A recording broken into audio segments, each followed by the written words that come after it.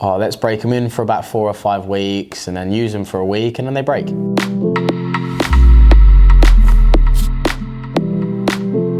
Hey guys, Chris from Hockey Tutorial here, and today in this video we're going to be taking a look at the FT4 Pros from CCM's JetSpeed range against the Hyperlites from Bauer's Vapor range. Now, I think the trigger for this video was you guys spotted Tommy using the Hyperlites from Bauer for quite some time, and more recently you've seen him switch over to the FT4 Pros. A lot of you have been asking why, what happened, can you make a video explaining that? That's exactly what we're going to be doing in this video. Now, before we jump into the video, make sure that you thumbs up because it helps the YouTube algorithm bring more attention to the channel, more eyes to the video, so it helps us grow. So before we jump in, make sure you thumbs up, and if you haven't done so already, subscribe. I actually had a pair of the 100Ks and the pair of the FT4s, and I couldn't decide which pair to try or use first. So I just sort of done like ip dip do, and they sort of fell on the FT4s. And I fell in love with them as soon as I started using them. You know, they're lovely boots, they're comfy. I think if I remember rightly, I spoke to Chris before, these were meant to be CCM speed skates. Essentially. Yeah, oh, there you go.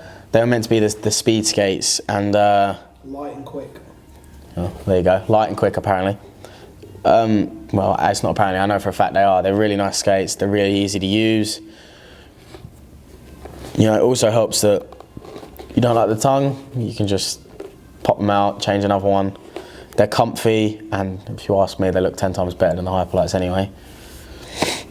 The releasable blade's easier, they're comfier. They're just all round a better boot. I mean, I've used these, oh God. Chris, can you remember when I got these? It was a long time ago. It would have been basically launched. So as soon as they came out? Yeah.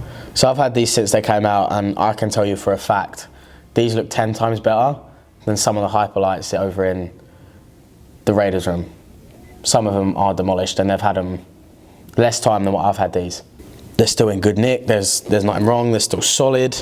There's a few stitches here going here or there, but I mean, that's wear or tear of hockey skates, right? You know, that's gonna happen in every boot. But they're comfy, they're easy to use. I mean, they're just all round a nice pair of skates. How would you compare them in terms of stiffness and then also in terms of lightness? Oh, well, hands down, breaking the skates in between the two of the Hyperlite and the FT4 Pros. I have to say the Pro, otherwise Chris moans. I'd say the FT4s were hands down twice as easy to break in. These took me maybe a week, maybe 2. These, the Hyperlites, probably about 4, 5. Don't know if that was getting used to them or breaking them in actually, but it took a while. Whereas these, they were just, they felt right, you know? You put them on and it's just like, yeah, that's the boot for me. If I'm gonna be honest, I didn't feel a difference on the ice within weight between the two. To me, skates are a pair of skates. I know all these people are like, no, it matters about weight. Personally, I don't think you feel it that much. When you're on the ice and you're mid-game, you're not gonna look and go, he's got light skates, he's gonna be faster. I mean, it's just not gonna happen, you know? But like I said, I felt like these were harder to use. I mean, I toe picked like 4 or 5 times in the first session of using them. I looked like a beginner, it was proper bad. But these just took off straight away. They were more comfy, they were more easier to use. It wasn't like, oh, I've got a brand new pair of skates, I've got to get used to them, I've got to break them in. It was, oh, I've got a new pair of skates, here we go. Nice, quick, easy, nice pair of skates to break in, get used to and get going in. Which is, to be honest, the complete opposite to the Hyperlite. The Hyperlite was, oh, let's break them in for about 4 or 5 weeks and then use them for a week and then they break. Like if I'm being honest, they just break. Whereas these, as you can see, are still in good nick. They're still usable and they're still nice boots. They're still comfy, they're still stiff, they're still protective. There's nothing wrong with these. But I've known Hyperlites that are literally falling apart after the uses of 3, maybe 4 months. So what's the biggest reason that you switched from the Hyperlites to the FT4 Pros? Because I think that's what a lot of people see in the videos. They saw you in the Hyperlites and then all of a sudden you're back in CCM. What happened there? I mean, everyone knows I'm a big CCM guy, I always have been. not really been a massive Bauer guy, but you know, Chris gave me, no, use it, you give it a try. I listened, I shouldn't have listened, let's just put it there, I shouldn't have listened. They were just easier to use. I felt like they were better fitted to me. Some people may like them, may prefer them, but these fitted me better. They last longer, which for me is a big must. I skate a lot. I skate every day, like on the ice, for like hours. It's not like 20 minutes. I skate a lot, and these lasted. I mean, these 2 months. These are like what, 6 maybe even longer. I don't know when they got released, to be honest. So that was probably a massive thing with me. And if I'm honest, the tongues are a big thing for me within skates. That has a big deal on how I skate, because I skate with my tongues out. I don't like them underneath my shins. I feel like it's stiff and I don't have the movement in my ankles that I need. And with those, I think even with the tongues out, because of the size of the tongue, I didn't have the movement that I needed. I didn't have the flexibility in the tongue, and that was a big deal for me. That was a big deal breaker when I got the FT4s. That was probably actually the main one. I didn't have the flexibility I needed in my ankles to be able to skate how I normally do. And I thought it was just restricting me back from, well, getting up to top speed. Now, following on from what Tommy said in the video, there's not really much else that I can add on it. He's pretty much hit every nail on the head. The only other points that I can mention is just kind of bouncing off of what he said about the tongues. For me, the comfort of both the skates was great. The durability isn't really something that I would notice because I don't spend as much time on the ice as Tommy, and I'm not playing as high level of hockey as Tommy, so that's not really something I'd pick up on. I've still got skates that are in pretty good condition from like 2-3 years ago, so I can't really vouch for durability of these two pairs of skates, but I can definitely vouch for the comments about the tongue. I think if you play with your tongue flopped out or tucked in, that makes a massive difference if you're going to be using the Hyperlites versus the FT4 Pros. That's probably the biggest thing that I could kind of like pick up on this.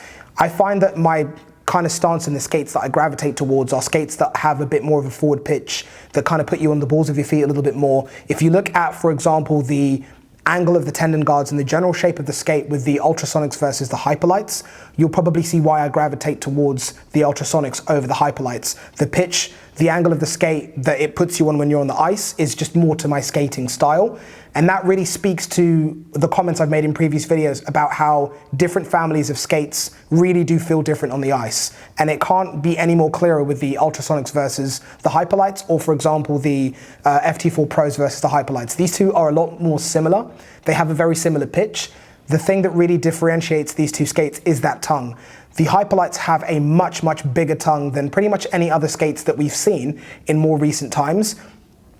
And for me personally, the size of the tongue, the shape, the stiffness, the way it's been constructed, all of that stuff really impeded on my ability to be able to get a full range of motion in the skate. So if I was trying to get my knees over the front toe caps of the skate while I was kind of like flexing forward, that was incredibly difficult to do in the Hyperlites versus the FT4 Pros, which I've been using CCM's JetSpeed range for a really long time since it was created.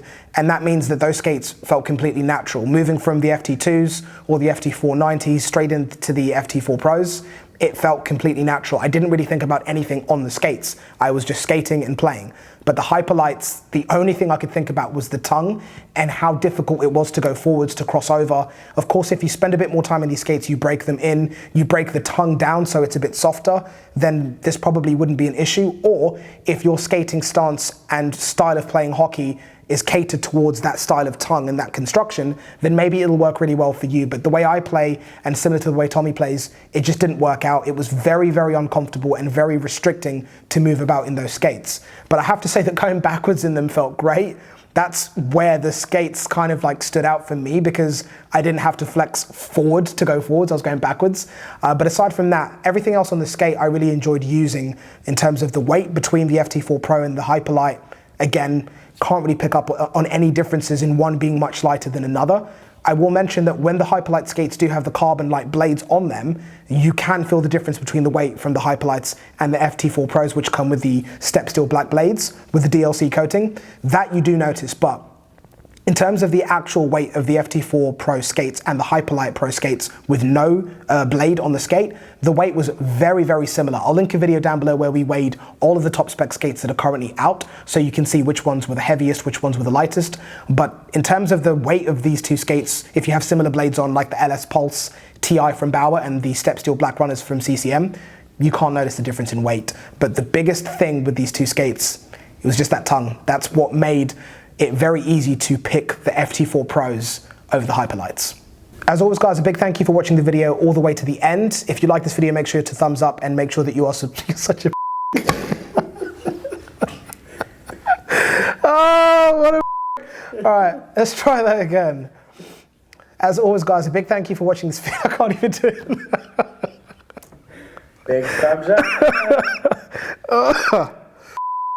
As always, guys, a big thank you for watching the video all the way to the end. If you haven't done so already, make sure you thumbs up the video, and if you're not, make sure you're subscribed. A big thank you to CCM and also Bauer for making this video possible. If there's anything that you feel that we missed or anything that you want to see next in terms of videos, comment down below and we'll make sure that we can reply. But as always, big thank you for watching all the way to the end, and take care till next time. Peace.